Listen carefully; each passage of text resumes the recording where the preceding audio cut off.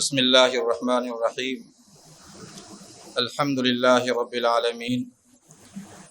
والصلاة والسلام علی سید المرسلین وعلی آلہ وصحبہ اجمعین اما بعد فقد قال اللہ تبارک وتعالی فی القرآن المجید فاعوذ باللہ من الشیطان الرجیم بسم اللہ الرحمن الرحیم والذین جاہدوا فینا لنہدینہم سبلنا صدق اللہ العظیم۔ حضرات گرامی قدر، اسلامی دیگر احکام اور تعلیمات کی طرح وقف بھی اسلامی تعلیمات اور قوانین کا ایک حصہ ہے۔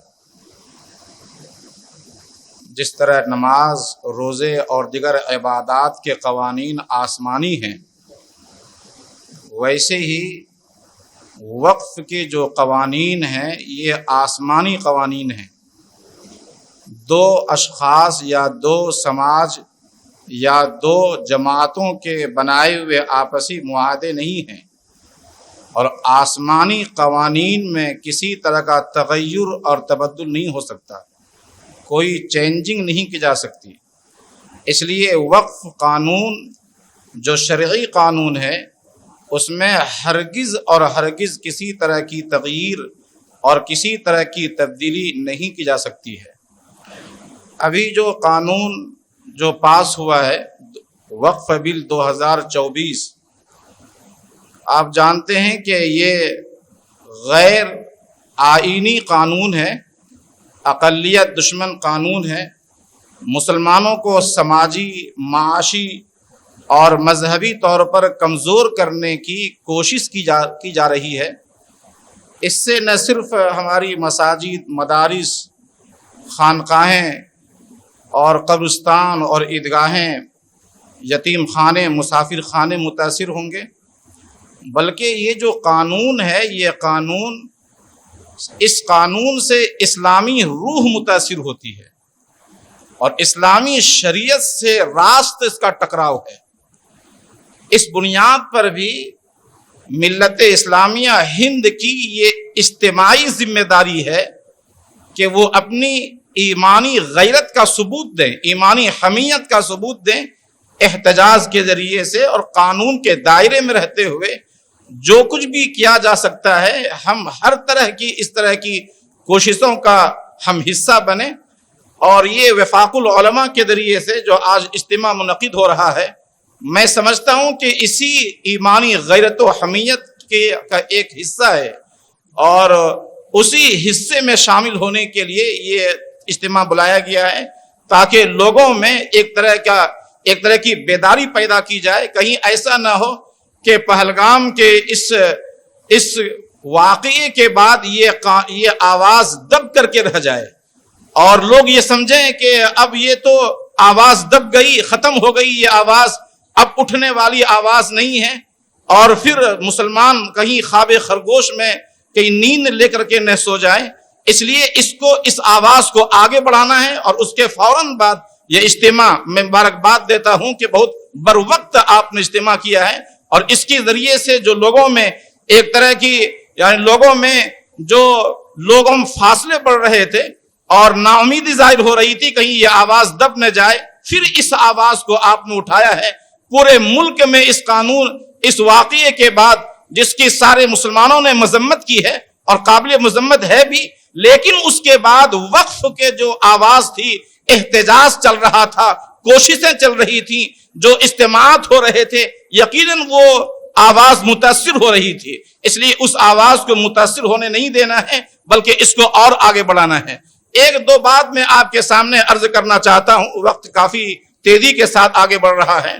کہ ہماری جو باطل طاقتیں ہیں، وہ جب بھی کوئی قانون بنتا ہے تو ہماری جانب سے جب کوئی آواز اڑتی ہے تو دو اعتبار سے اس آواز کو دبانے کی کوشش کی جاتی ہے۔ ایک کوشش تو ان کی یہ ہے کہ مسلمانوں میں انتشار پیدا کیا جاتا ہے، افتراق پیدا کرنے کی کوشش کی جاتی ہے، تاکہ لوگ یہ سمجھیں، تصور دیا جائے کہ یہ جو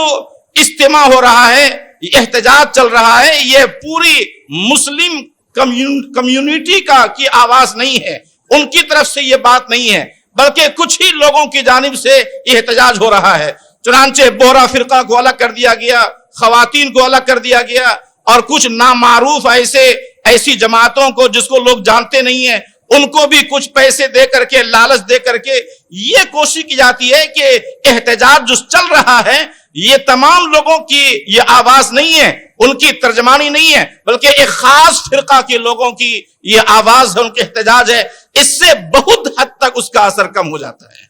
ایک بات تو یہ ہے جو کوشش کی جاتی ہے، اس کو ضرورت اس بات کی ہے کہ مسلمانوں کو سمجھایا جائے اور اجتماعیت پیدا کی جائے، ہر اعتبار سے مسلک سے بالا تر ہو کر کے، جماعت سے بالا تر ہو کر کے، یہ مسلک کی بات نہیں ہے بلکہ شریعت کی بات ہے۔ دوسری کوشش یہ کی جاتی ہے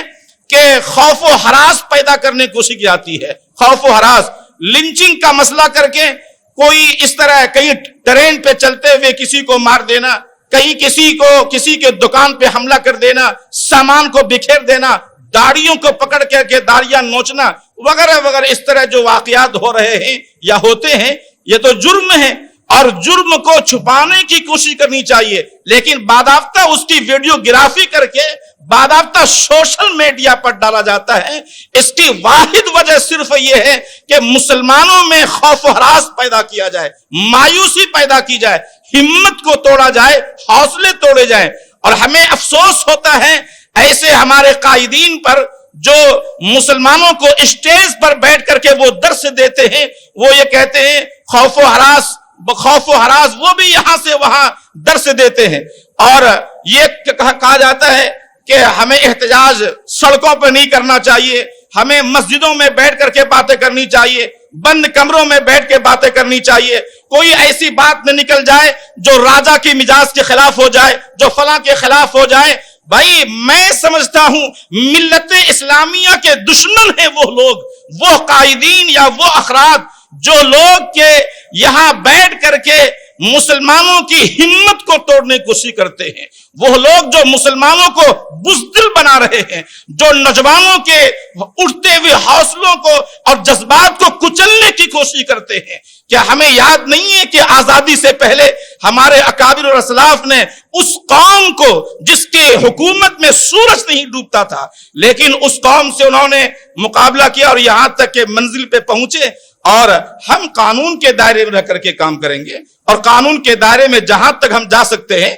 ہم اس کو کریں گے، لیکن شرط یہ ہے کہ ہمارے اندر اخلاص ہو، کسی فرد کو اپنی شخصیت کو نکھارنے، جماعت کو آگے پر لانے کا جذبہ کے بجائے ہم اجتماعی طور پر کوشش اخلاص سے یہ کریں کہ کس طرح یہ قانون واپس ہو جائے۔ NRC کے مسئلے میں مسلمان جب روڈ پہ آئے اور سارے لوگوں کو ساتھ لے کر کے آئے تو NRC کا مسئلہ کیا ختم نہیں ہوا؟ یقیناً وہ ختم ہوا اور ٹوٹ گیا، ہمتیں ٹوٹ گئی، حکومت کو فیصلہ بدلنا پڑا۔ آج اگر مسلمان کو یہ سمجھا دیں کہ وقف ہے کیا چیز، صحیح بات تو یہ ہے کہ آج بھی مسلمانوں کو یہ پتہ نہیں ہے کہ اس بل کے پاس ہونے سے ہمارا کیا نقصان ہونے والا ہے، ہمارا ذاتی سے کیا مفاد وابستہ ہے۔ وہ تو کہتے ہیں کہ پوری ہندوستان میں 9 لاکھ جو ایکڑ زمین ہے اس پر ایک یونیورسٹی بنی ہوئی نہیں ہے، ایک کالج نہیں بنا ہوا ہے، ایک ہسپتال نہیں بنا ہوا ہے، ہمارا اس سے کیا تعلق ہے؟ اس طرح کی جو باتیں کی جا رہی ہیں اور ان کو سمجھانے کی ضرورت ہے کہ اس قانون کے پاس ہونے سے نہ صرف وہ زمین جائے گی بلکہ مسجدیں جائیں گی، مدارس جائیں گے، ہماری شناخت ختم ہوگی، ہمارے ادارے ختم ہوں گے، نہ تمہارا ایمان باقی نہیں رہے گا نہ تم باقی رہو گے۔ یہ سمجھانے کی ضرورت ہے۔ ایک آخری بات یہ ہے کہ جس طرح اس مہم کو چھیڑا گیا ہے، دوسرے اسی کے ساتھ یہ مہم بھی چھیڑنی چاہیے کہ جن قائدین کے پاس، بڑی تلخ بات ہے لیکن حقیقت ہے، جن لوگوں کے پاس ہمارے مسلمانوں کے ہمارے اوقاف کی زمینیں کثیر تعداد میں، بڑی تعداد میں جو سانپ بن کر کے بیٹھے ہوئے ہیں، یہ جو قانون جو پاس ہوا ہے یہ ایسے پاس نہیں ہوا ہے بلکہ انہوں نے، ہماری اس میں غلطی ہے، ہمارا قصور ہے، ہمارے قائدین نے ہزاروں ایکڑ زمین پر انہوں نے وہ قبضہ کیا، قابض ہوئے۔ ایک جگہ قبرستان میں آپ دیکھتے ہیں آج سے 10 سال پہلے 5 ایکڑ زمین قبرستان کی تھی، آج سے 5 سال کے بعد دیکھتے ہیں وہ سکڑتے سکڑتے زمین، وہ 1 ایکڑ پر قبرستان باقی رہ گیا۔ کون RSS آیا تھا اس پر قبضہ کرنے کے لیے؟ کون غیر مسلم آیا ہے؟ کون ہندو تب آیا ہے؟ ان کے چاروں طرف بلڈنگیں مسلمانوں کی نہیں نظر آتی ہیں کیا؟ اس طرح جو میراث ہے، میراث جو چل رہا ہے، باپ کہیں جائیداد کا، درگاہ کا مالک تھا تو بیٹا بھی اس کا مالک ہوگا؟ تو کیا باپ کے بعد یہ موروثی جائیداد جب ہم بنا لیں تو ظاہر سی بات ہے غیروں کی نظر تو پڑیں گی اس کے اوپر۔ اس طرح اگر کوئی ملگی ہمارے شہر حیدرآباد میں آپ لیجئے، کوئی ملگی کی قیمت، اس کی جو کرایہ ہے وہ بورڈ کو 2500 بلکہ 300 جا رہا ہے، 200 جا رہے آج کے دور میں بھی، اور وہ ملگی جو کسی دوسرے کو اس نے کرائے پہ دے کر کے 20,000 روپے وصول کر رہا ہے۔ کیا ان کے خلاف مہم چھیڑنے کی ضرورت نہیں ہے؟ اس بات کی ضرورت ہے کہ ان تمام جہتوں سے سوچا جائے۔ اللہ تبارک و تعالی ان تمام کوششوں کو کامیاب فرمائے۔ وما علینا البلاغ۔